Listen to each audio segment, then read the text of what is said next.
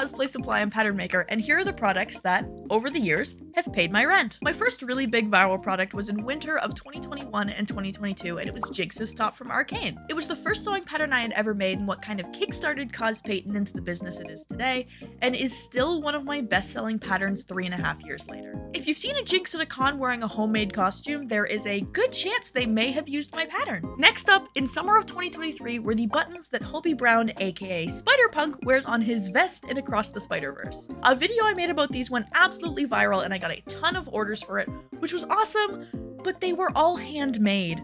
So my partner and I spent hours cutting out paper, assembling buttons, and shipping orders all summer long. People also accused me of being a fake punk for selling pre-made buttons, but I don't think there's anything punker than supporting a small business and cosplay. Then, in summer of 2024, it was Hot Dungeon Meshy Summer. I was able to hop on the craze and I was one of the first people to make an EVA foam pattern for Ceni's Helmet, and that ended up making up about half of my sales for all of 2024. So pretty much that meant for every one pattern I sold, I also would sell one Ceni helmet. And then, winter of 2024, the demon that killed me showed up. I was the first person to make embroidered patches for the Pony Express logo, as well as Anya's cross art patch from mouthwashing, which, if you know, was a huge thing in fall and winter of 2024. I put my patches out on sale for less than a month and sold 800 of them. For context, I took orders for a little bit under a month, and it took me 4 months to fulfill these orders.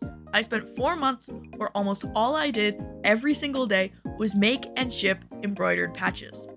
It drove me crazy. I didn't really take days off. All of my days were spent fulfilling patch orders, and during all of this, Canada Post was also on strike. So while I was making all of these patches, I couldn't ship them out to anybody, which led to a lot of angry customers and a lot of very apologetic emails about how this was entirely out of my control, and I'm one person, and I'm doing the best that I can, and I'm sorry, I underestimated how many people would like mouthwashing.